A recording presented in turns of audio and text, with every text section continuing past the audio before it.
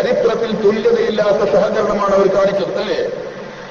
ആ അൻസാറുകളുടെ സഹായവും സഹകരണവും കണ്ട് അത്ഭുതപ്പെട്ടുകൊണ്ട് മഹാന്മാരായ മുഹാജിറുകൾ നബി സല്ലല്ലാഹു അലൈഹി വസല്ലമയുടെ തിരുസന്നിധിയിൽ വന്നുകൊണ്ട് പറയുന്ന നബിയേ, മാ റഅയ്നാ ഖൗമൻ അഫ്ളല മിൻ കസീരിൻ വലാ അഹ്സന മുവാസാതൻ മിൻ ഖലീലിൻ മിൻ ഖൗമിൻ നസൽനാ ബൈന അദ്ഹുരിഹിം. നാം ഈ മദീനയിൽ വന്ന് താമസിക്കുന്നു അൻസാറുകൾക്കിടയിൽ ഇങ്ങനെ ഒരു നല്ലവരായ ജനതയെ നമ്മൾ വേറെ കണ്ടിട്ടില്ല. അവരുടെ പക്കൽ ഉണ്ടെങ്കിൽ അവർ വാരിക്കൂടി നമ്മെ സഹായിക്കുന്നു, ഇല്ലെങ്കിൽ ഇല്ലായ്മ വകവെക്കാതെ നമ്മോടവർ സഹകരിക്കുന്നു. മഹനൈ, അവരുടെ സന്തോഷങ്ങളിലൊക്കെ നമ്മെ അവർ പങ്കുകൊള്ളിക്കുന്നു. ഇങ്ങനെ ആഖിറത്തിൽ വരുമ്പോ പ്രതിഫലം മുഴുവനും അൻസാറുകൾക്ക് മാത്രമാകുമോ എന്ന് ഞങ്ങൾ ഭയപ്പെടുന്നു നബിയേ.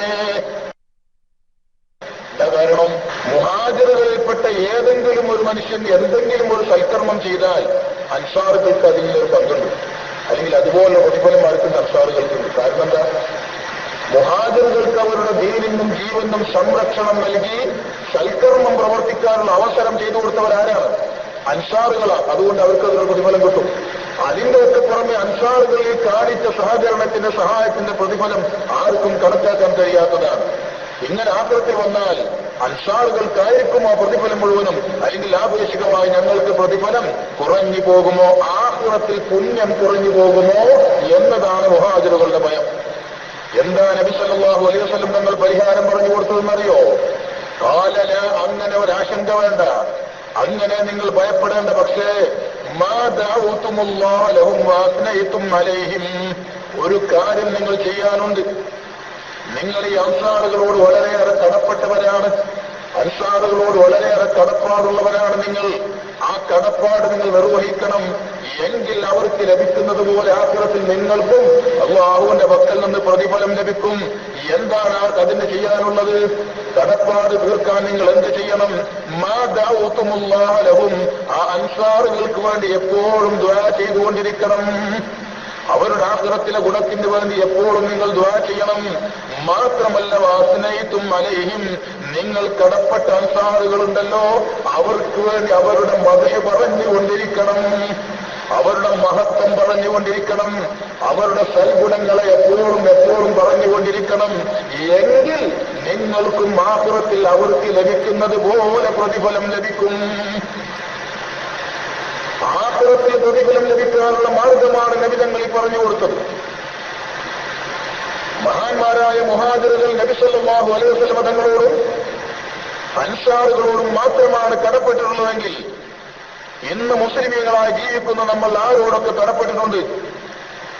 ഒന്നാമതായി നബി സല്ലല്ലാഹു അലൈഹി വസല്ലം തങ്ങളോടും, പിന്നീട് മൊത്തത്തിൽ സഹാബത്തിനോടും, പ്രത്യേകമായി ദീനുൽ ഇസ്ലാമിന്റെ നിർണായകമായ ഒരു ഘട്ടത്തിൽ തങ്ങളുടെ ജീവനോ കുടുംബമോ സ്വത്തോ എന്ന് ചിന്തിക്കാതെ യുദ്ധക്കളത്തിലേക്ക് അടുത്തു ചാടി ദീനിന്റെ ഇസ്സത്ത് കാത്തു സൂക്ഷിച്ച ബഹുമാനപ്പെട്ട അസ്ഹാബുൽ ബദർ റളിയല്ലാഹു അൻഹും അജ്മഈൻ.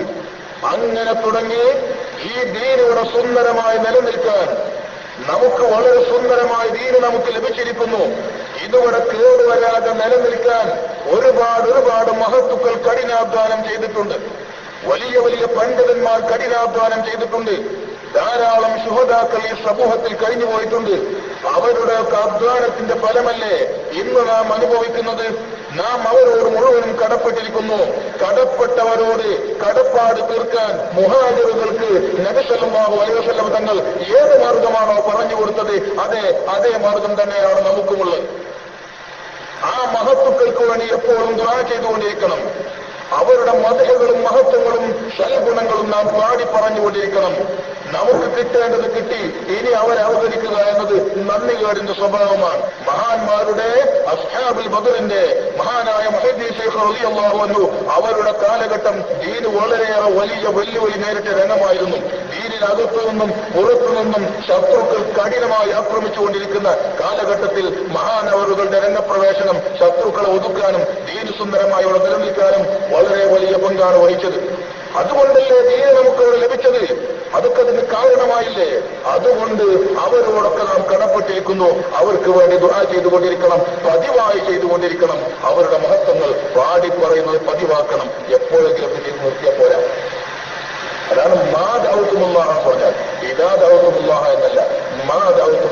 പതിവായിച്ചത് കൊണ്ടിരിക്കണമെന്നാവുന്നത്. ഇമാം തുർമുദി അബ്വാബ് സിഫത്തിൽ ഖിയാമയിൽ അനസ് ഇബ്നു മാലിക് റളിയല്ലാഹു അൻഹുവിനെ തൊട്ട് 2604 എന്ന നമ്പറിൽ ഉദ്ധരിച്ചിട്ടുണ്ട്. ഇമാം ബുഖാരി അദബുൽ മുഫ്രദിൽ ഉദ്ധരിച്ചിട്ടുണ്ട്. അബൂദാവൂദ് ബൈഹഖി ഒക്കെ ഉദ്ധരിച്ചത് കാണാം. ഇതൊക്കെ ഹദീസിന്റെ ഗ്രന്ഥങ്ങളിൽ കൃത്യമായി സ്ഥിരപ്പെട്ട കാര്യങ്ങളാണ്. അപ്പം മദ്ഹ് പറയുകയും അത് പാടിപ്പറയുക, അത് പ്രചരിപ്പിക്കുക, അവരുടെ ചരിത്രം പഠിപ്പിക്കുക അത് അടിത്തറയാണ്. അതിലൊരിക്കലും വീഴ്ച വരുത്തിക്കൂടാ. അത് നിലനിർത്തിക്കൊണ്ടിരിക്കണം. നബി സല്ലല്ലാഹു അലൈഹി വസല്ലം തങ്ങൾ അത് പ്രവർത്തിപ്പിച്ചു. മഹാന്മാരായ സഹാബത്ത് കൃത്യമായി നിലനിർത്തുകയും ചെയ്തു. അത് നമ്മുടെ ബാധ്യതയാണ്. ദീനിൽ അടിസ്ഥാനപരമായി സ്ഥിരപ്പെട്ട കാര്യമാണെന്ന് നാം ശരിക്കും മനസ്സിലാക്കണം. ഇനിയുള്ളത് ഭക്ഷണദാനം നടത്തും. നമ്മൾ മരണപ്പെട്ടു പോയവരെ സ്മരിക്കുകയും അവരുടെ മധുര പറയുക മാത്രമല്ല, ഭക്ഷണദാനം മറ്റു ദാനധർമ്മങ്ങളൊക്കെ നടത്തും. ഇതിന്റെ അടിസ്ഥാനമാണ് ഇനി മനസ്സിലാക്കേണ്ടത്. മഹദി ആയിഷ റളിയല്ലാഹു തആല അൻഹ പറയുകയാണ്, മാ ഖുർതു അലാ അഹദിൻ മിൻ നിസാഇ നബി സല്ലല്ലാഹു അലൈഹി വസല്ലം മാ ഖുർതു അലാ ഖദീജത. ഖദീജ റളിയല്ലാഹു തആല അൻഹയോട് എനിക്ക് വന്നിട്ടുള്ള ദേഷ്യം അരിശം പോലെ എനിക്കും നബി തങ്ങളുടെ ഭാര്യമാരിൽ ആരോടും ദേഷ്യം വന്നിട്ടില്ല. എന്നാലോ വമാ റഅയ്തുഹ ഖദീജ റളിയല്ലാഹു തആല അൻഹയെ ആയിഷ ബീവി കണ്ടിട്ട് പോലുമില്ല. ആയിഷ റളിയല്ലാഹു തആല അൻഹയെ വിവാഹം ചെയ്യുന്നതിന്റെ 3 വർഷം മുമ്പ് ഖദീജ റളിയല്ലാഹു തആല അൻഹ വഫാത്തായി പോയിരുന്നു. എന്നിട്ടും ആയിഷയ്ക്ക് ഏറ്റവും ദേഷ്യം ആരോടാണ്? ഖദീജ റളിയല്ലാഹു തആല അൻഹയോടാണ്. എന്താ കാരണം? ലികസ്റതി ദിക്രി റസൂലില്ലാഹി സ്വല്ലല്ലാഹു അലൈഹി വസല്ലം ഇയ്യാഹ. ഖദീജ റളിയല്ലാഹു തആല അൻഹയുടെ മഹത്വങ്ങൾ റസൂലുള്ളാഹി എപ്പോഴും പറയുമായിരുന്നു, ധാരാളമായി പറയുമായിരുന്നു. ഖദീജയുടെ മധു പറയുക എന്നത് നബി തങ്ങൾ ഇന്ന് ഉച്ചയ്ക്ക് 12 മണി ആയിഷ റളിയല്ലാഹു തആല അൻഹ തന്നെ പറയുന്നു, ഫഅഗ്മബതുഹു യൗമൻ, ഒരു ദിവസം നബി തങ്ങളെ ഞാൻ ദേഷ്യം പിടിപ്പിച്ചു. നബി തങ്ങൾക്ക് ദേഷ്യം വരുന്ന ചില വാക്കുകൾ ഞാൻ പറഞ്ഞുപോയി. ദേഷ്യം എനിക്ക് വല്ലാതെ വന്നു. അപ്പൊ ഞാൻ ചില വാക്കുകൾ പറഞ്ഞുപോയി. ഖദീജ മാത്രമേ ദുനിയാവിലുള്ള എന്നൊക്കെ ചോദിച്ചു. അപ്പൊ നബി സല്ലല്ലാഹു അലൈഹി വസല്ലം തങ്ങൾക്ക് ദേഷ്യം വന്നു. എന്നിട്ട് അവിടെ നിന്ന് പറഞ്ഞു, ഇമാം മുസ്ലിം റിപ്പോർട്ട് ചെയ്ത റിപ്പോർട്ടിൽ വളരെ കൃത്യമായി സ്ഥിരപ്പെടുന്നു, ഹദി ആയിഷ നിനക്ക് ദേഷ്യം വരണ്ട, ഇന്നി റുസിഖ്തു ഹുബ്ബഹാ, ആ ഖദീജയോടുള്ള സ്നേഹം എനിക്ക് നൽകപ്പെട്ടിരിക്കുന്നു. ഖദീജയോടുള്ള സ്നേഹം പ്രകടിപ്പിക്കാനാണ് ഖദീജയുടെ മദ്ഹ് പറയുന്നത്. ഇമാം ബുഖാരിയും മുസ്ലിമും റിപ്പോർട്ട് ചെയ്ത പല റിപ്പോർട്ടുകളിലും കാണാം, കഴിയുമ്പോഴൊക്കെ നബി തങ്ങൾ ആടിനെ അറുക്കും. എന്നിട്ട് അതിനെ കഷ്ണമാക്കി ഖദീജ റളിയല്ലാഹു തആല അൻഹയുടെ കൂട്ടുകാരികളെ തെരഞ്ഞു പിടിച്ച് അവർക്ക് കൊടുത്തയക്കും. മദ്ഹ് പറയുന്നത് മാത്രമല്ല, ഭക്ഷണദാനവും നടത്തും. മദ്ഹ് പറയുമെന്ന് മാത്രമല്ല, സാധിക്കുമ്പോഴൊക്കെ ഭക്ഷണദാനം നടത്തും. ആർക്ക്? ഖദീജയുടെ കൂട്ടുകാരികളെ തെരഞ്ഞുപിടിച്ച് അങ്ങോട്ട് കൊടുത്തയക്കും. ഇമാം ബുഖാരി അദബുൽ മുഫ്രദിൽ ഉദ്ധരിച്ച മറ്റൊരു റിപ്പോർട്ടിൽ കാണാം,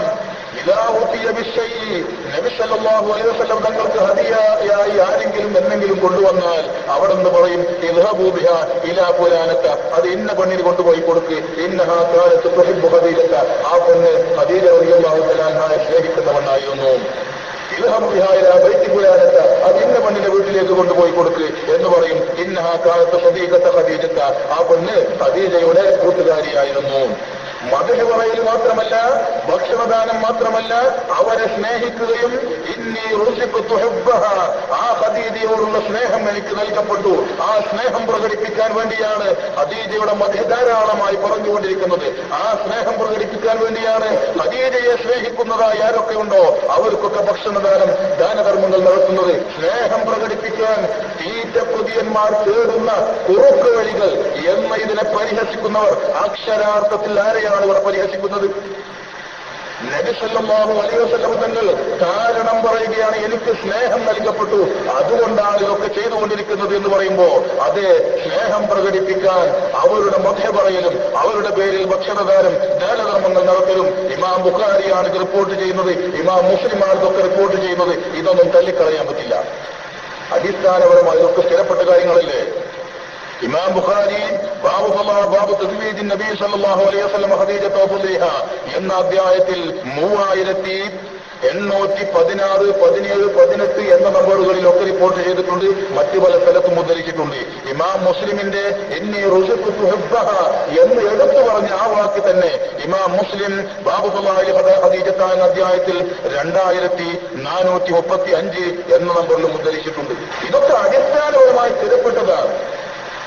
അതെങ്കിലും അംഗീകരിക്കാൻ സാധ്യമാണോ? ഇങ്ങനെ ഈ പറയപ്പെട്ട കാര്യങ്ങളൊക്കെ സ്ഥിരപ്പെട്ടെങ്കിൽ ഇനി പ്രത്യേകമായി നമുക്ക് മനസ്സിലാക്കാനുള്ളത് നബി സല്ലല്ലാഹു അലൈഹി വസല്ലം തങ്ങളുടെ പേരിൽ നാം സന്തോഷ പ്രകടനം നടത്തുന്നു. അതാണ് അനുവദനീയമായ മാർഗത്തിൽ സന്തോഷ പ്രകടനം നടത്തുന്നു. ഇതിന്റെ അടിസ്ഥാനമാണ് ഇനി നമുക്ക് പരിശോധിക്കേണ്ടത്. എന്നാൽ ഒരു മനുഷ്യനെ സംബന്ധിച്ചിടത്തോളം അവന് എന്തെങ്കിലും ഒരു ഗുണം, അനുഗ്രഹം ലഭിച്ചാൽ അതിന്റെ പേരിൽ അവന് സന്തോഷമുണ്ടാവുക എന്നത് മനുഷ്യ പ്രകൃതിയാണ്. ആ സന്തോഷം അയാളുടെ വാക്കിലും പ്രവൃത്തിയിലും ഒക്കെ പ്രകടമാവുക എന്നതും മനുഷ്യ സഹജമാണ്. അതുകൊണ്ട് അനുഗ്രഹം ലഭിച്ചതിന്റെ പേരിൽ സന്തോഷിക്കാൻ പാടില്ല എന്നത് മനുഷ്യ പ്രകൃതിയല്ല. എന്നാൽ നബി സല്ലല്ലാഹു അലൈഹി വസല്ലമിന്റെ പേരിൽ സന്തോഷിക്കുക എന്നത് ഈ ഒരു ഉമ്മത്തിന് മാത്രം പറയപ്പെട്ടതൊന്നുമല്ല. മുൻപ് കഴിഞ്ഞുപോയ സമൂഹം പോലും പ്രവാചകൻ ജനിക്കാൻ പോകുന്നു എന്നതിന്റെ പേരിൽ സന്തോഷിച്ചിരുന്നു. ബഹുമാനപ്പെട്ട ഈസാ നബി അലൈഹിസ്സലാം തന്റെ ജനതയോട് പറഞ്ഞത് പരിശുദ്ധ ഖുർആൻ എടുത്തു പറഞ്ഞിട്ടില്ലേ? വഇദ് ഖാല ഈസാ ഇബ്നു മർയമ യാ ബനീ ഇസ്രായീല ഇന്നി റസൂലുള്ളാഹി ഇലൈക്കും മുസദ്ദിഖൻ ലിമാ ബൈന യദയ്യ മിന അത്ത്-തൗറാത്തി വമുബശ്ശിറൻ ബിറസൂലി യഅതി മിൻ ബഅദി ഇസ്മുഹു അഹ്മദ് ഫലമ്മാ ജാഅഹും ബിൽബയ്യിനാത്തി ഖാലൂ ഹാദാ സിഹ്റുൻ മുബീൻ. ബഹുമാനപ്പെട്ട ഈസാ നബി അലൈഹിസ്സലാം തന്റെ ജനതയോട് പറഞ്ഞു, ജനങ്ങളെ, തൗറാത്തിനെ ശരിവെച്ചുകൊണ്ടുവന്ന ഒരു പ്രവാചകനാണ് ഞാൻ. എന്റെ ശേഷം ജനിക്കാൻ പോകുന്ന ഒരു പ്രവാചകനെ കുറിച്ച് സന്തോഷ വാർത്ത നൽകുവാനും വന്നയാളാണ് ഞാൻ. ഇസ്മുഹു അഹ്മദു, ആ പ്രവാചകന്റെ പേര് അഹ്മദ് എന്നാണ്. അഹ്മദുൻ നബി സല്ലല്ലാഹു അലൈഹി വസല്ലമ തങ്ങൾ നൂറ്റാണ്ടുകൾക്ക് ശേഷം ജനിക്കാൻ പോകുന്നു എന്ന വാർത്ത കേട്ട് നിങ്ങൾ സന്തോഷിച്ചുകൊള്ളുക എന്നല്ലേ പറഞ്ഞത്? എങ്കിൽ പിന്നെ ഈ ഉമ്മത്തിന് സന്തോഷിക്കാൻ വകയില്ലേ? പരിശുദ്ധ ഖുർആൻ തന്നെ കൃത്യമായി നമ്മെ പഠിപ്പിച്ചില്ലേ? ഖുൽ ബിഫദ്ലില്ലാഹി വബിറഹ്മതിഹി ഫബിദാലിക ഫൽയഫ്റഹൂ ഹുവ ഖൈറും മിമ്മാ യജ്മഊൻ. നബിയെ പറയുക, അല്ലാഹുവിന്റെ ഫദ്ല് കൊണ്ടും അവന്റെ റഹ്മത്ത് കൊണ്ടും ജനങ്ങൾ സന്തോഷം പ്രകടിപ്പിച്ചു കൊള്ളട്ടെ. അവന്റെ ഫദ്ല് റഹ്മത്ത് കൊണ്ട് സന്തോഷിക്കാൻ അല്ലാഹു ഇവിടെ കൽപ്പിക്കുന്നു. മറ്റൊരായത്തിൽ നബി സല്ലല്ലാഹു അലൈഹി വസല്ലം തങ്ങളെ സംബന്ധിച്ച് വമാ അർസൽനാക ഇല്ലാ റഹ്മത്തൻ ലിൽ ആലമീൻ, നബി തങ്ങളെ സംബന്ധിച്ച് റഹ്മത്ത് എന്ന് സൂറത്തുൽ അംബിയായിൽ അല്ലാഹു വിശേഷിപ്പിക്കും. അവന്റെ റഹ്മത്ത് കൊണ്ട് സന്തോഷിക്കട്ടെ എന്ന് ഈ ആയത്തിൽ കൽപ്പിക്കുമ്പോ ഖുർആനിനെ ഖുർആൻ കൊണ്ട് തന്നെ വിശദീകരിച്ചാൽ നബി സല്ലല്ലാഹു അലൈഹി വസല്ലം തങ്ങളാകുന്ന റഹ്മത്ത് കൊണ്ട് സന്തോഷിക്കട്ടെ എന്ന കൽപ്പന വ്യക്തമാണ്. ഇക്കാര്യം പണ്ഡിതന്മാർ മുഫസ്സിരീങ്ങൾ എടുത്തു പറയുകയും ചെയ്തു. ഇമാം അബൂ ഹയ്യാൻ തന്റെ ബഹറുൽ മുഹീത്തിലും, ഇമാം സുയൂത്തി തന്റെ ദുറുൽ മൻസൂറിലും, ഇമാം അബുൽ ഫർജ് ഇബ്നുൽ ജൗസി തന്റെ സാത്തുൽ മസീറിലും, അല്ലാമ ആലൂസി തന്റെ റൂഹുൽ മനാനിയിലും ഒക്കെ എടുത്തുദ്ധരിച്ചു. ഈ റഹ്മത്ത് ഫദ്ലി എന്ന് പറഞ്ഞാൽ പല അർത്ഥങ്ങളും മഹാന്മാരായ പണ്ഡിതന്മാരിൽ നിന്ന് ഉദ്ധരിക്കപ്പെട്ടിട്ടുണ്ട്. അക്കൂട്ടത്തിൽ ഇവരൊക്കെ എടുത്തുദ്ധരിച്ചു റഹ്മത്ത് എന്ന് പറഞ്ഞാൽ മുഹമ്മദ് നബി സല്ലല്ലാഹു അലൈഹി വസല്ലം തങ്ങൾ എന്നൊരർത്ഥം. അത് പണ്ഡിതന്മാരൊക്കെ പറഞ്ഞ കാര്യമാണ്. അതുകൊണ്ട് റഹ്മത്ത് എന്നുകൊണ്ട് സന്തോഷിക്കണമെന്ന് പറഞ്ഞാൽ നബി സല്ലല്ലാഹു അലൈഹി വസല്ലം തങ്ങളെ കൊണ്ട് സന്തോഷിക്കുക എന്ന കാര്യം അടിസ്ഥാനപരമായി ഇവിടെ സ്ഥിരപ്പെടുന്നു. എന്നാൽ പിന്നെ പണ്ഡിതന്മാർ പറഞ്ഞത് കേൾക്കാൻ ഒരുക്കമല്ലാത്തവരായി ആരെങ്കിലും ഉണ്ടെങ്കിൽ അവർക്കായി ഞാൻ പറയുന്നു, മൗലവിമാരും പറഞ്ഞിട്ടുണ്ട്. വിമർശകരുടെ മുൻകാല പണ്ഡിതന്മാരായി അവർ വിശേഷിപ്പിക്കാറുള്ള ഏറ്റവും പ്രമുഖനായ മിസ്റ്റർ റഷീദ് റിള, അയാളുടെ ഖുർആൻ വ്യാഖ്യാനമായ അൽ മനാർ എന്ന ഗ്രന്ഥത്തിൽ, അൽ മനാർ എന്ന ഒരു ഖുർആൻ വ്യാഖ്യാന ഗ്രന്ഥമുണ്ട് അവർക്ക്. അതിൽ അയാൾ പറഞ്ഞു, ഈ അർത്ഥങ്ങളൊക്കെ എടുത്തു ധരിച്ചു. ഇസ്ലാം കൊണ്ട് സന്തോഷിക്കണം, ഖുർആൻ കൊണ്ട് സന്തോഷിക്കണം, ഹിദായത്ത് നൽകിയതിൽ സന്തോഷിക്കണം, നബി സല്ലല്ലാഹു അലൈഹി വസല്ലം തങ്ങൾ നൽകിയതിൽ സന്തോഷിക്കണം. ഇതൊക്കെ എടുത്തു ധരിച്ചുകൊണ്ട് അയാൾ അവസാനമായി പറഞ്ഞു, വകുല്ലു ഹാദിഹിൽ മഹാനി സഹീഹത്തുൻ ഫീ നഫ്സിഹാ ലാ ഫീ റിവായത്തിഹാ. ഈ പറഞ്ഞ അർത്ഥങ്ങളൊക്കെ ശരിയാണ്. മുഹമ്മദ് നബി സല്ലല്ലാഹു അലൈഹി വസല്ലം തങ്ങളെ കൊണ്ട് സന്തോഷിക്കാനാണ് അള്ളാഹു ഈ കൽപ്പിച്ചിട്ടുള്ളത് എന്ന അർത്ഥവും ശരിയാണ് ആയത്തിന് അങ്ങനെ അർത്ഥമുണ്ട് എന്ന് വളരെ വ്യക്തമായ ആൾ എഴുതി വെച്ചിട്ടുണ്ട്. എന്നാൽ വാസ്തവത്തിൽ ഈ അർത്ഥങ്ങളൊന്നും പരസ്പര വൈദ്യമുള്ളതല്ല. ഇസ്ലാം കൊണ്ട് സന്തോഷിക്കണമെന്ന് ചില ആളുകൾ പറഞ്ഞു, വേറെ ചില ആളുകൾ ഖുർആൻ കൊണ്ട് സന്തോഷിക്കണമെന്ന് പറഞ്ഞു. ഇസ്ലാം എന്ന് പറയാൻ എന്താണ്?